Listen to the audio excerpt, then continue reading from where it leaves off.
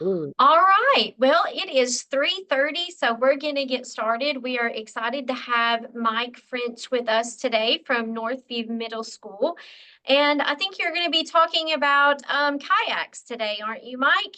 That's right. Yeah, I am, Sean. Awesome. Yeah, I'm excited about it. Well, thank you for being here, and we're just going to let you go ahead and just jump in and get started. Okay. Well, man, good afternoon to everyone. Appreciate you guys joining me today. We're going to jump right into kayaks.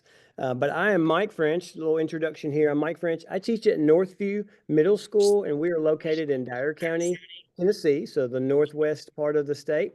And so we are a sixth, seventh, and eighth grade middle school here.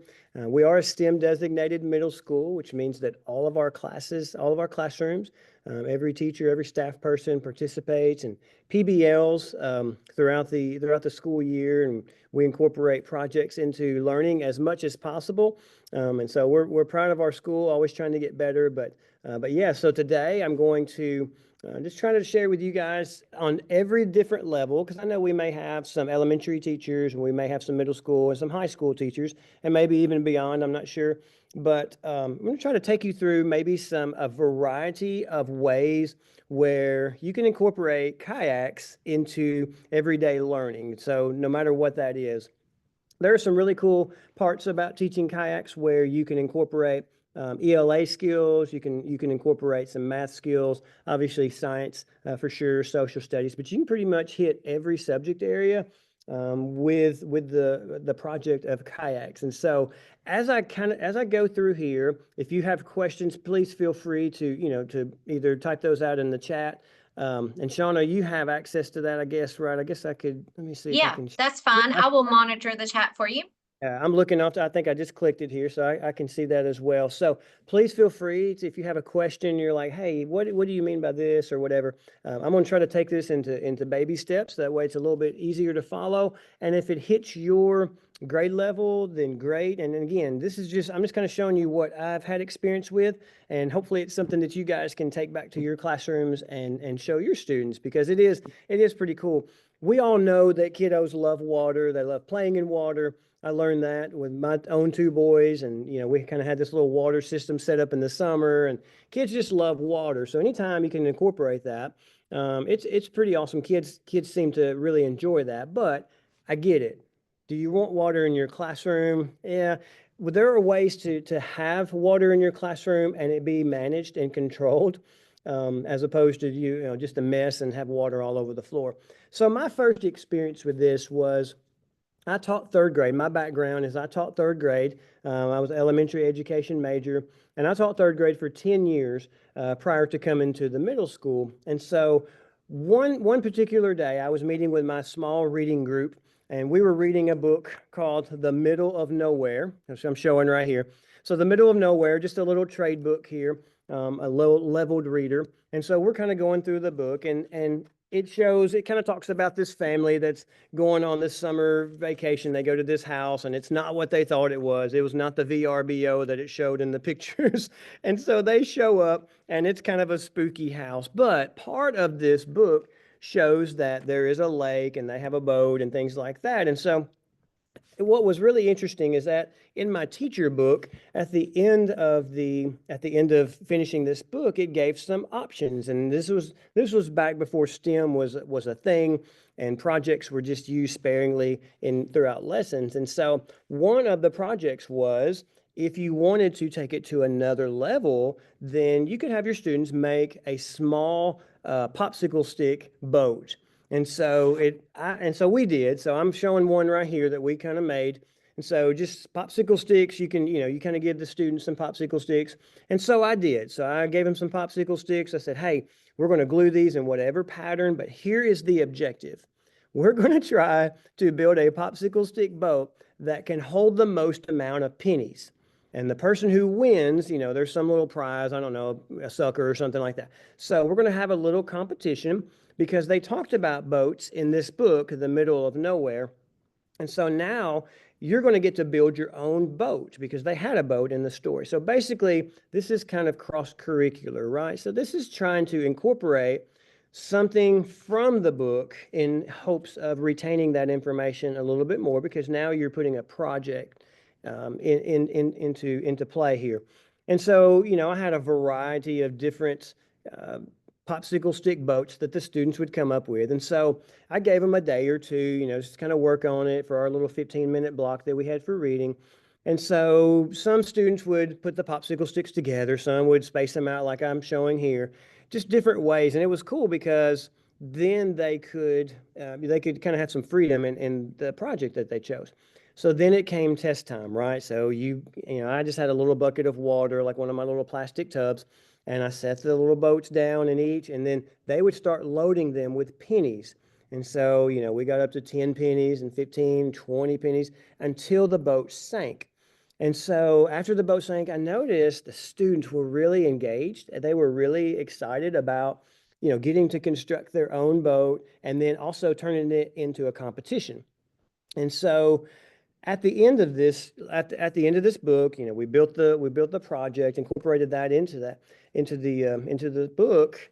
I noticed that when we took our end of the book assessment, that students scored really good, like beyond what they were predicted to score. And so I was like, man, that's kind of interesting. So the next book that we had, it was another reading group. And so a lot of books I have found out in elementary school, especially, they have a lot of water references in them. So whether it was, I'm holding this book up. This is a Magic Treehouse book that we ended up reading tonight on the Titanic, right? So obviously water reference. James and the Giant Peach was kind of a read aloud that we did after lunch, just for 10 minutes or so. It's kind of a book that we read. And of course, when James and the Giant Peach, the peach floats in water, things like that. So started to incorporate, little popsicle stick things because I saw how successful it was. The kids were really pumped up about it.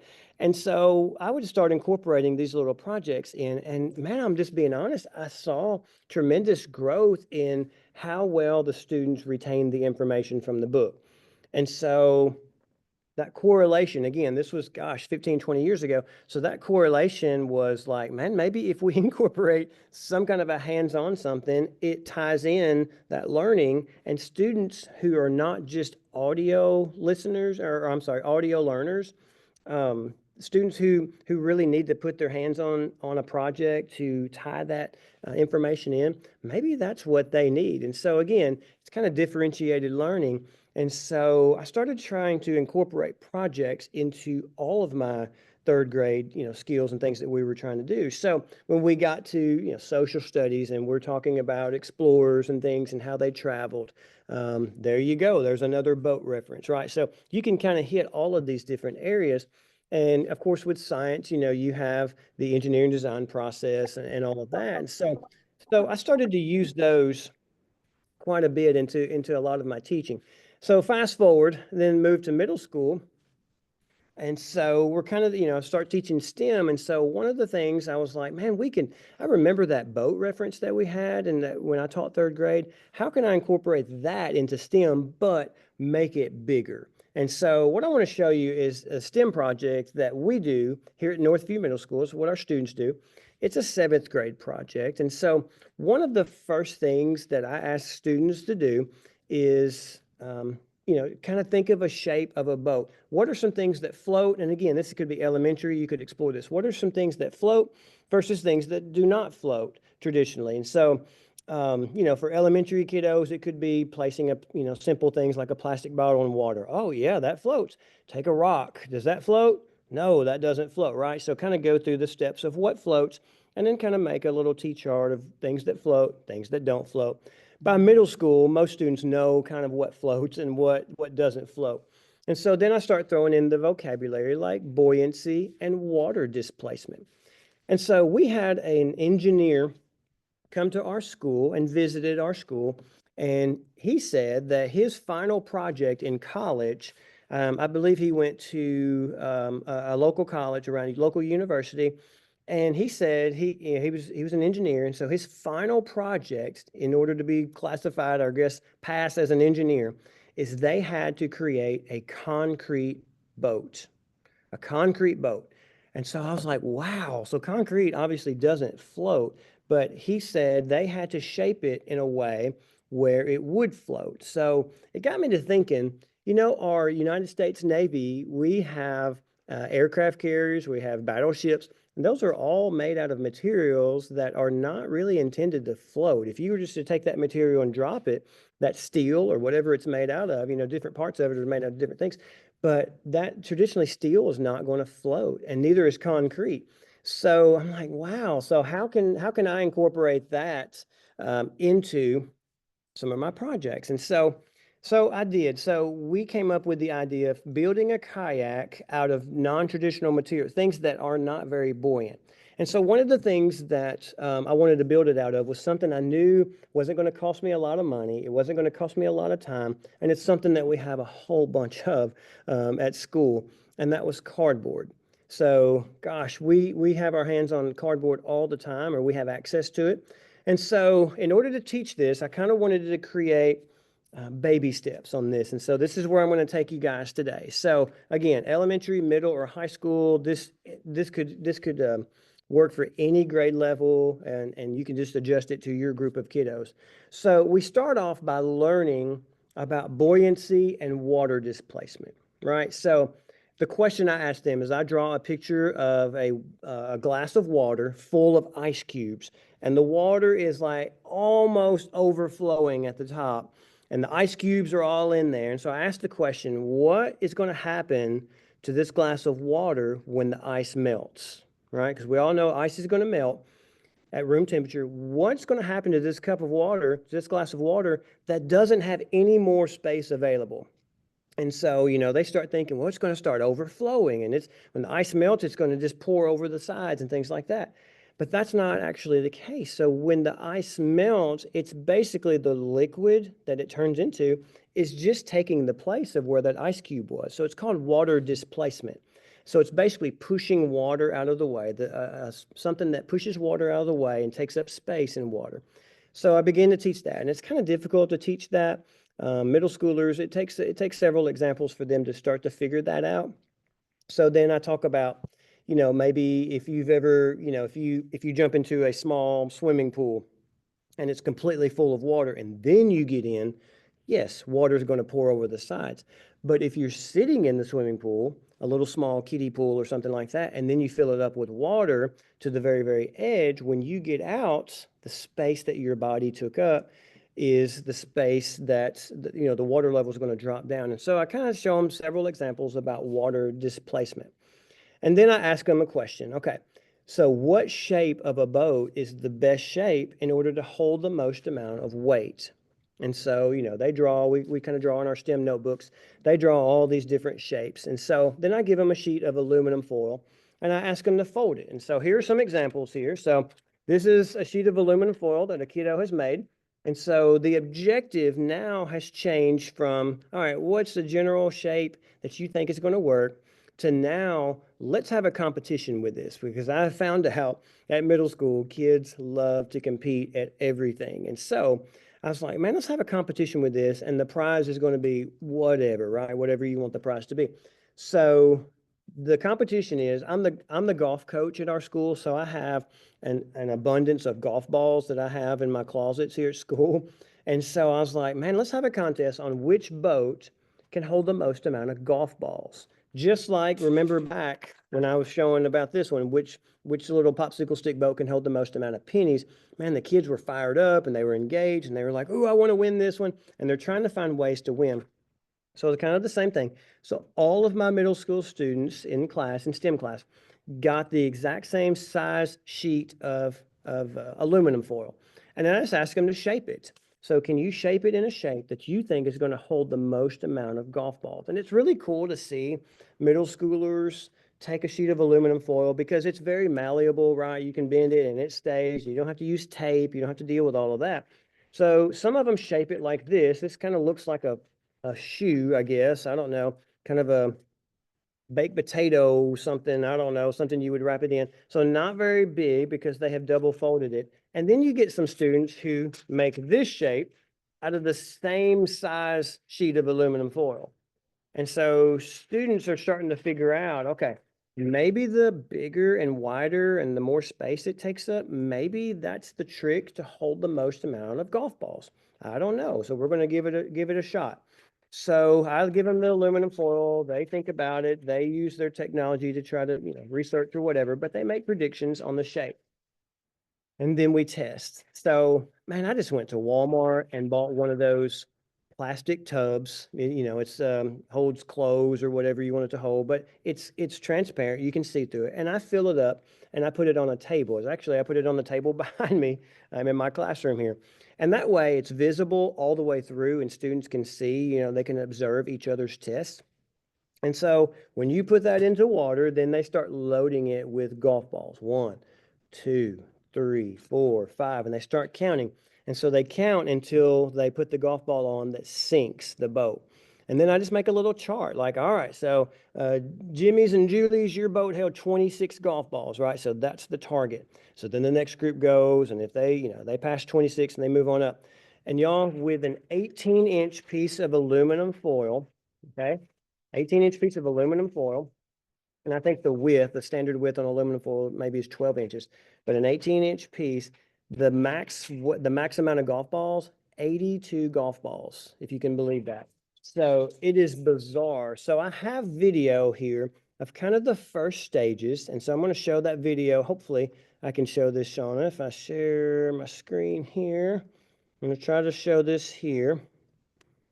Give me just a second. So I'm going to go with this. Can you see my screen right here, Shauna, if I have kayak? Okay. So let me get to this. I'm going to make it full screen. Can y'all see that? Can you see that, Shauna? Okay. So with kayaks right here, again, I'm just going to kind of walk you through a few things. So again, just like I said earlier, design what shape do you think is going to be the best shape.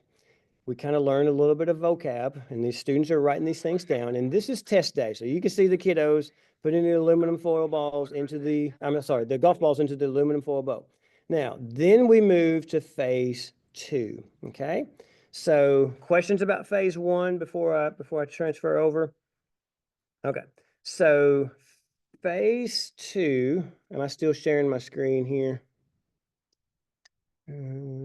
Stop share. Okay, here we go. All right, I think we're back to normal now for at least on my screen.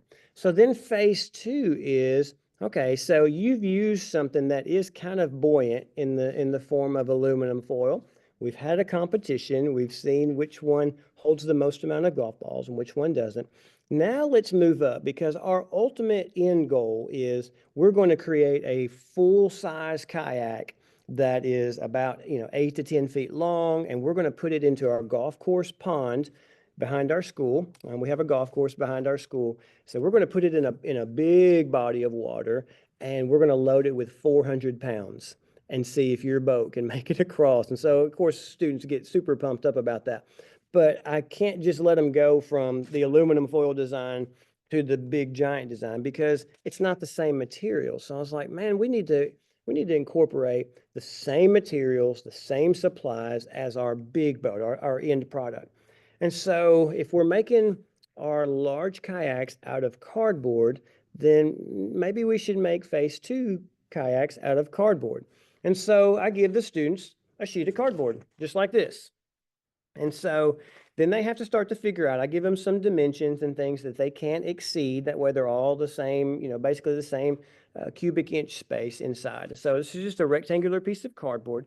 Now, what the students have to do though, of course, this is middle school. Students have to figure out, okay, so I've given them, it can't be bigger as far as the bottom of the boat. It cannot be bigger than 8 by 12 and 4-inch walls. And so they got to really think about, all right, how many cubic inches is that? So we break it down and they learn some formulas, but it's 384 cubic inches. So it can't be bigger than that. So if you want your walls to be 5 inches tall or 6 inches tall, then that means you've got to shorten the inside, the measurements on the inside. So we kind of spend about a day or two in class kind of learning that formula, the formula volume, things like that. So we kind of go through that, and then I teach students how to score cardboard. And so scoring it is basically creating a cut in it, but not all the way through. It's just enough to weaken the cardboard because for every single cut that you have it's more opportunity for water to get in. And obviously water is our enemy in this project. And so I give them a sheet of cardboard like this. And so you can see this is where we are. This is actually a student today because we're in the middle of this project. So she and her partner have this cardboard. They have measured out what they want the bottom of their boat to look like, or at least the size of it. They have their walls. And so if you notice how it's been scored in the corners. Now, if I flip this over, there are no cuts on the back of this because scoring simply involves just the process of cutting through partially, not all the way through. But when you cut through partially and cardboard is corrugated, and y'all know that, then you can kind of shape it into some like origami type shapes. And so I'm going to show you what this is going to look like when they put this thing together. So if you fold this in, you can kind of see how you start to form a boat, right? So you kind of just fold those corners in, and now you're starting to form a little bit of a boat shape. So if I do the other side the same way, pull these in. All right, so now you can kind of see how this looks right here. So now we have basically a rectangular prism, and we haven't made any cuts in this entire piece of cardboard, but it is folded to where we can, we can support golf balls in it for sure. The students understand the volume and things like that, but there are no cuts, and no cuts means that there's no chance for water to get inside. So basically, we're just trying to displace the most amount of water, most amount of weight by this shape right here. Now, students can come up with other ideas on their shape, but this is just the one that this particular student came up with. So when they glue their folds together, then it looks like this, right? You can just kind of see they use glue, hot glue, to hold these little corners in place.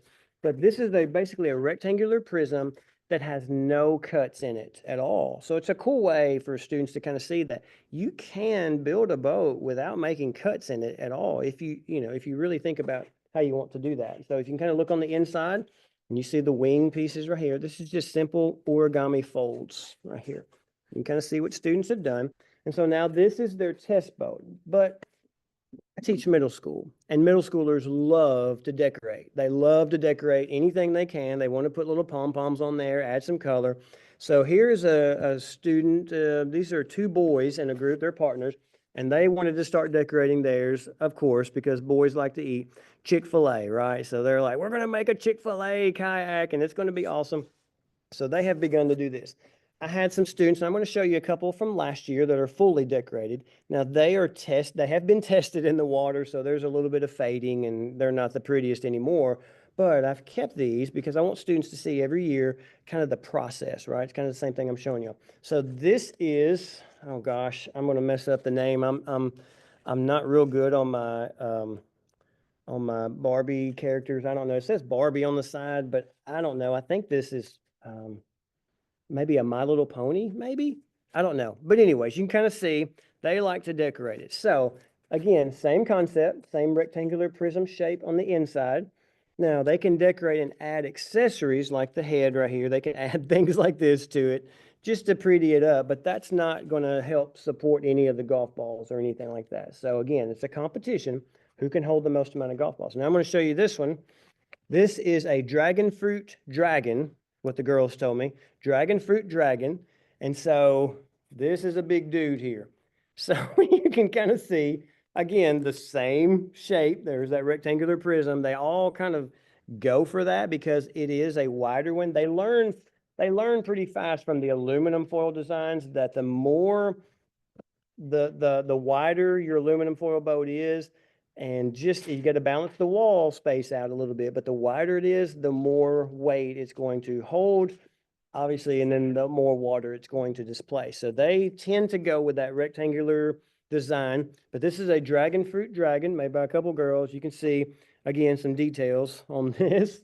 And then we test these in water with golf balls. Again, the same concept as we did with the aluminum foil, but now we're using only hot glue and only cardboard. So those are the two supplies that we're going to make the big kayak out of. And so the big kayaks are pretty time consuming as far as if you have STEM once a week, that it may be a stretch to try to do the big kayak. Yeah, I think you could easily do this one, and I think you could do the aluminum foil one, but we're very fortunate here at Northview. Our students have STEM every single day. And so I have about 180 students, two sixth grade, two seventh grade, two eighth grade, classes of STEM. And gosh, we have it every single day. So it's easier for me to just transition from day to day. And, you know, they come right back to it the next day and it's pretty fresh on their mind. Now, if you're not able to teach this, or you're not able to spend, you know, a whole lot of time on it, maybe you're an ELA teacher, maybe you're a math teacher or something like that, then it might be more beneficial for you to kind of do, you know, read a book that has something, maybe it's a read aloud that you guys are working on in class, and then you kind of go with this concept, you know, with the popsicle stick boat. That might be a little easier for just depends on your school, just depends on your class time and things like that. But I'm just kind of showing you where I take it, again, for STEM purposes. So we go from that to the aluminum foil to the cardboard, and then we go to the big ones. Now, the objective for the large kayaks is to we have to make a kayak out of cardboard, so not very buoyant materials. Now, students know cardboard floats, but it only floats for a short amount of time. Once the water pours in, or once the cardboard soaks up the water, then it's going to sink, right? So I think everybody knows that. So our test on this one, and I put a little pressure on them. So this is kind of a community event for us. So for the big test, I invite our local news, our news outlet, our newspaper. I invite our county mayor, the elected officials in our little town. Gosh, there is a company that donates the cardboard for us in larger pieces. And they're a manufacturing corporation, and I invite them, and they come and help. So of course, then you have parents, you know, grannies and mamas and their aunts and uncles. They're not going to miss this, right? Because it's a big day for us. So our students construct these kayaks in class over about a 3-week period. It takes a long time for these larger ones. So I'm going to share the screen with you and in just a second and show you guys kind of what our test day looks like for our large kayak. So you can kind of get an idea, and then I'm going to come back and walk you through a little bit of that. So let me go to this and make sure you guys can see. Let me move this over to full screen here. Okay. So here we are testing again those cardboard phase 2. You can kind of see them there. I'm gonna kind of let this scroll. Shauna, are y'all able to see the screen? Okay, so there's that one I just showed you. There's the dragon fruit dragon. And you can just kind of see different designs. Kiddos like to just add accessories to them and things. There's our 747 jumbo jets and our pirate ship. Now, keep in mind the pirate ship because you're going to see the large version. So now we're working on the large versions, and you can see how detailed these students make it. But one thing I want you to notice on this is they have folded, and I'm trying to move the mouse here so y'all can see it. They have folded these larger sheets of cardboard in the exact same way as they folded the smaller ones, to where there are no cuts on the part that's going to hold the sandbags. So we get our local city officials. I just asked them, I said, man, can y'all donate some sandbags for our test day? And the street department is like, oh my gosh, that's awesome. Yes, we'll bring some sandbags out.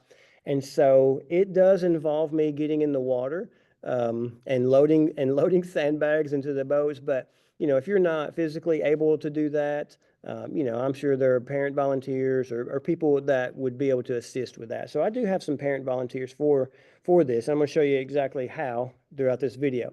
So there's one. You can kind of see the different designs. Of course, they get creative. We are Dyer County Schools, so they were like, man, let's make a Dyer County school bus kayak. And so you can kind of see some just kind of, now what I want to show you here is in this particular project. So now that we've moved up from the simplified, you know, aluminum foil to the phase 2, on the phase 3, I give my students a budget. And so the budget is just $150 of, you know, French's construction money. It's basically just on paper. And I give them a list of some things that they can purchase with their $150. And it's just simple supplies that I have. Now, if you notice on this one, they have purchased some plastic wrap on the bottom. So if they purchase the plastic wrap for a certain price that I set, they also have to purchase duct tape. So I always tell them, not everybody has the same materials at home, so you can only buy your materials from me at school. And so I have a little store called French's Construction Supply. I'm going to turn my computer so you can see it. It's even painted on my wall there. French's Construction Supply. There's my picture there that's supposed to look like me, but you can kind of see that in the side of my classroom. And so I give students kind of a list, a shopping list of some things that they can purchase if they think it's going to help their boat to stay afloat and hold the 400 pounds. And so some of them purchase plastic wrap. You know, you always have that one kid who wants to spend the entire budget on duct tape. And they can, but they really have to talk it over with their partners on, man, should we buy, you know, a $30 piece of plastic to go over the bottom? And then if we do, we got to buy duct tape to hold the plastic. They really got to think these things through because that's real world stuff, right? So here's some more designs. You can see there's the swan, or I'm sorry, the flamingo. So they've added some things. They've purchased some styrofoam. They've purchased some plastic. So they just spent some money on a few accessories there that would help it to stay afloat. This is the SS pencil, which is pretty sharp. That's a dad joke for you there. Pretty sharp. But they made a pencil. Sorry about that, y'all. So let's go through. So the year we tested, it was October, so breast cancer awareness. So they wanted to do a breast cancer awareness. I think one of the students had a family member going through that at the time. So they made that one. You can kind of see the America boat there. And they just kind of added some accessories to it, as you can see there, some flags and things. All right, I'm going to show you some more designs.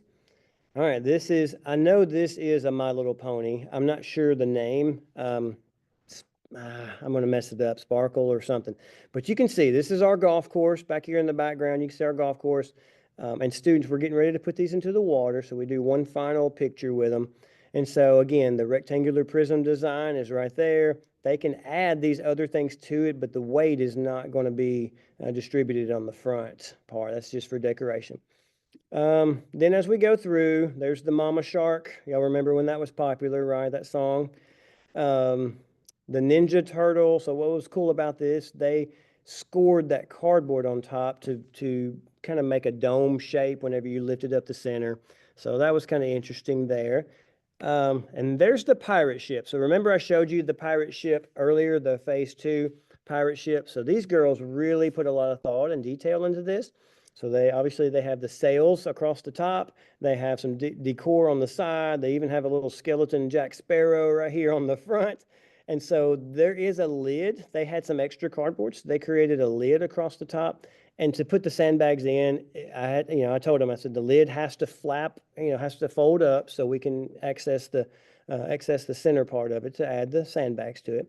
And so I'm going to show you what it kind of looks like going across the water here. Now, this one is beautiful. This one won first place the year that we tested. So he made a Titanic, made some smokestacks out of some, poster board, just kind of rolled them up and painted them. But this kiddo even went as far as going to Hobby Lobby, and the accessories are on them. I mean, I have some things that they can use, but if they really want to accessorize it and add some of those things, they can. He went and bought little tiny people. Can y'all see those on your screen?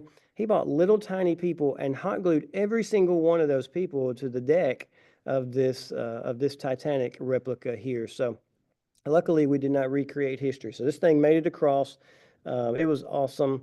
And of course, you just see the detail. When students, are kind of given that task, there's the Titanic in the water. So when they're given that task of, this is a competition, and so you're being judged, one, it has to make it across the pond.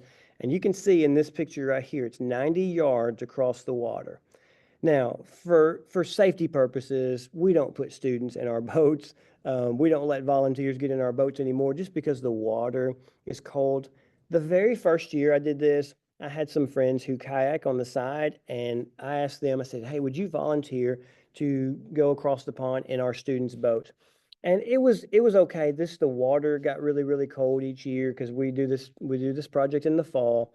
And I kind of want it to be in the fall because I don't really want to deal with snakes or things like that in the water, and students standing around and watching. So I came up with the idea of putting 400 pounds of sandbags in there. You can see the sandbags that the city donated to us. Now, in order to get their boat across, you see the students that are across the pond over here? Those are the students who made this boat. And so basically, I just kind of created a rope system. And so I tie it to the front. There's little holes that are drilled in the front of their boats. And I'll show you, I'll go back to the original Titanic. Here are the holes drilled onto the side. And I just feed the rope through those holes. And that way it's kind of like a pulley system across. And so students have to pull their own boat with 400 pounds in it across the water. Now, across the water, this is where your volunteers are going to need to come into play if you decide to go, this big on it. So over here, we have a little John Deere Gator, and that is, we have a parent that drives that, or a staff member that drives that back around, and they drop off our sandbags back to this loading side. So we have a loading side, which is where I am here, and then an unloading side on the other side. So when the students pull their boat across, of course, we have parents and chaperones all over the place for safety purposes. I even have gone as far as I just get our local EMS out there just in case, a student, may fall in and, get cold or whatever. So just as backup and precaution. But it's very safe. We haven't had any incidents in any way, shape, or form. But we have a couple parents over here that help pull the boat out. They take the sandbags out. This is the unloading zone.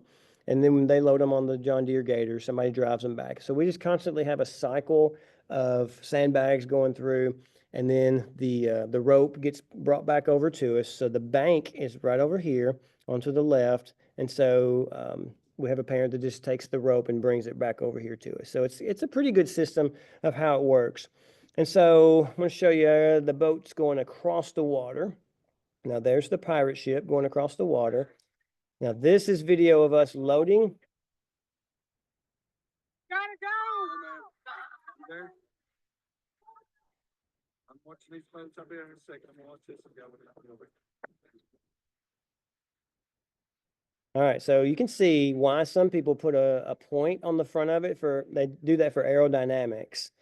So again, you can kind of see the varieties of boats that we have tested. Of course, we take pictures because parents love pictures for sure. So for us, this is a big deal. So like I said, we invite a lot of, of course, our parents and things. We invite our teachers and our staff. It's a big day for us. We're very fortunate, though, to have things around us. We have a golf course pond behind us. So again, this could be high school level. It could be middle school level for sure. I don't know, elementary level maybe. But Discovery Park of America in Union City invites our winning boat, our students who have the winning boat, to participate, bring their boat and participate in the Discovery Park boat regatta that they do every May. And so students who want to do that can take their boat and participate in the Discovery Park. It's just another way to kind of tie in community partners. And it's just a cool thing. It's just a cool project because students learn about buoyancy, they learn about water displacement, and why things that aren't really intended to float can float. As long as you make them and shape them in a certain way, they actually can float, even if it's concrete or even if it's steel. But they also learn a little bit too, especially if you tie it into history, if you tie it into, something like the Titanic, or you tie it into, what were some of if you're going through a social studies lesson, what were some of the original forms of transportation? We got the Mississippi River right next to us here in Tennessee. So what are forms of transportation that were used and what are some that are currently used? And just tying all of those components in, gosh, there's a plethora of ways that you can incorporate something as simple as kayaks, even if it's a popsicle kayak or even if it's a aluminum foil or whatever, to create some kind of a competition to get as many students engaged as possible. And we've had some very good success with this, just because students get excited about it. They can't wait, especially now we're in year 8, I guess, of having full STEM in our school. And so now I'm starting to get siblings of students who have made kayaks. And so they're excited. They're like, I can't wait to get to 7th grade because I know we're going to get to make a kayak. And it's kind of a big deal. So our students get behind it. Our administrators support it. And it's been awesome for us. But again, you can kind of see how this testing works. But whatever you have at your disposal, not everybody's going to have access to a pond. Not everybody is going to have, the resources and things that we have. And I understand that for sure. However, we do all have in common, accessories that we can get, we can get popsicle sticks and things. Let me get back off onto the screen here. I'll stop sharing the screen here, maybe. There we go. Okay. Are we back to normal now? Okay, good. So again, whether it's something as simple as, like I said, the popsicle sticks, whether it is something like incorporating it into your ELA lesson, it could also even be a writing lesson. So, I always ask my students to just kind of write basically a summary of what were the steps you went through to create your phase 1 catapult or phase 1 kayaks, or your phase 2 kayaks, which are the ones that are decorated. What were some of those things that you guys used? And they can write those out, and it just kind of teaches kids how to write in sequential order, using your transition words if you're at that phase of first and second and next, and words like finally and all of that. So for us, again, it's just a really neat way. Now, there was one year that I could not get access to our cardboard company. They couldn't donate the cardboard. It was around the COVID year. They couldn't donate cardboard, and so so you want bigger sheets of cardboard for sure. Lowe's, your local home improvement stores, whatever you're closest to, Home Depot, they have large refrigerator boxes, and they're always willing to help schools out for things like that. But I'm gonna tell you a resource I use that is so thinking out of the box here, and it just happened to just be a local company that offered it to us. So I could not. It was during the COVID time, and around 2020, 2021, and I could not find large sheets of cardboard for whatever reason. And so I posted it. On our school page, if anybody has access to cardboard, large sheets of cardboard, we're trying to, make a kayak project and things. And so, who reached out to me? Our local funeral home. So funeral homes have, obviously, when caskets and things come in, they have these large cardboard boxes, and even crematory boxes too. They have those, and so they donated several of those that particular year. So whoever you have, it's kind of one of those. In education, you try to use as many resources as you can that you have access to, and y'all know that. You just have to make it work for what fits you and what you have access to, and whoever it is that's available to help you. But I think everybody can make a popsicle stick. Everybody can get small sheets of cardboard for things like this, for the small versions. It's the big versions that are going to be a little bit more, but hopefully you can kind of see that, man, I can do that. I can teach that. We're reading a book right now where they're floating down the Mississippi River, whatever book it is, or we're learning about something in history. And that, again, that could be as simple as an elementary school trade book, like I shared with you here. It could be a chapter book, like the Magic Tree House or James and the Giant Peach. It could be a social studies lesson. It could be a lot of things. And then starting to tie that into, gosh, how many kiddos do you probably have in your school that are someone who served in the United States Navy, right? So then you start to tie in your community folks that can come in and talk about careers, and maybe it's someone who had a career in the Navy, or maybe just spent 4 years in the Navy, but kind of talking about those resources that you have. I think we all have access to people. It's just sometimes just thinking about how can I tie all of these things in. And so for us, again, for me, man, I know kids love water for sure. They love to play in it. And so it was just a cool way for us to tie in a lot of areas around our school, cross-curricular things that other students are learning, and tie that into a really big project and be competitive at the same time. So to be competitive on the large one, I don't think I said this earlier, they get judged by, obviously, do they make it across? But two, they also get judged on appearance, kind of like anything else. So, there's a little rubric, I guess, for that. And then we invite our community leaders and the folks who donated the cardboard to be the judges based off appearance, and then how smoothly did it go across the water, and et cetera. So it's been really, really good for us. Like I said, we're in year 8. And so far, out of 7 years of testing, we have had 0 boats sink. So you do have to kind of think about that though. What if one does sink? So when I start loading the sandbags in, just a little tip here, if you do decide to go to the big kayaks, when I load the first sandbag in, because man, I'm just being honest, we don't know if those boats are going to make it until test day. And so here we are, test day, and we got the news crew out there. We got, grannies with phones and mamas with phones. Everybody's recording this. So, you don't want a student to get embarrassed or anything. So I put, a 50-pound sandbag in the front. And if it's pouring in water, then I'll move that sandbag maybe to the back or to the middle, and I try to inspect them before we go along the way and things like that. And students kind of get a really good concept of, how well their boat's going to hold up. And so on test day, sometimes I'm just kind of letting the cat out of the bag here. Sometimes if it doesn't look like it can hold 400 pounds, I might just put 100 pounds in it, just so that kiddo doesn't get embarrassed or anything like that. Because we want all of the kids to experience that success and that opportunity to make to get their boat going across the water. And then, we'll have a conversation after the fact that, man, your boat, you didn't seal something up on the front and, something like that. We can have that conversation without them getting embarrassed and things. But fortunately, we've been, 8 or 7 years of testing, and we've had zero boats to sink. So it's been really a good experience for us. But man, cardboard, very plentiful. It's cheap. You can get your hands on it in lots of different ways.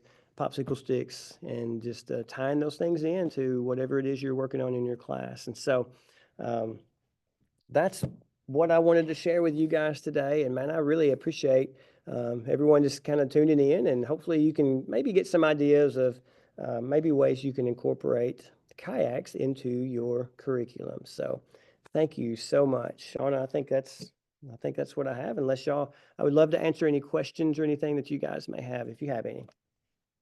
Thank you, Mike. That was awesome. Yeah. Does anyone on our meeting today have any questions for Mike or comments? You can use the chat as well if you'd rather do that.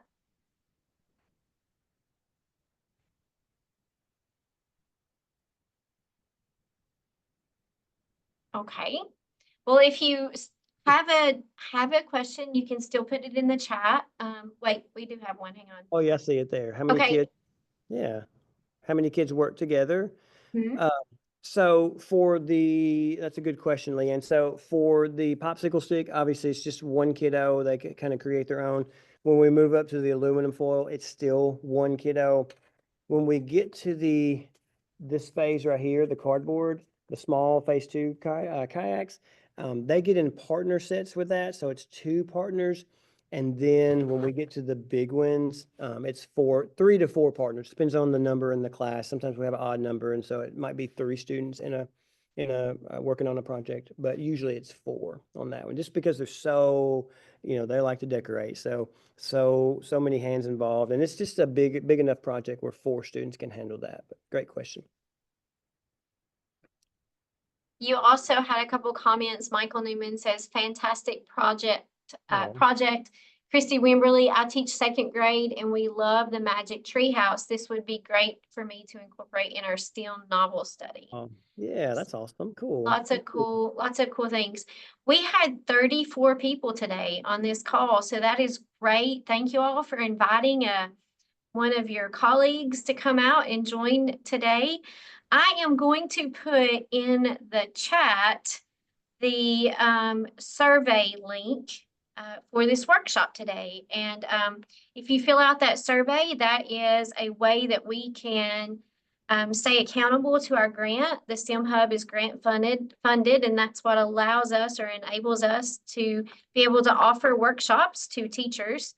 So filling that out helps us stay accountable, and it helps to ensure that we will continue to be approved every year when our new grant proposal is due.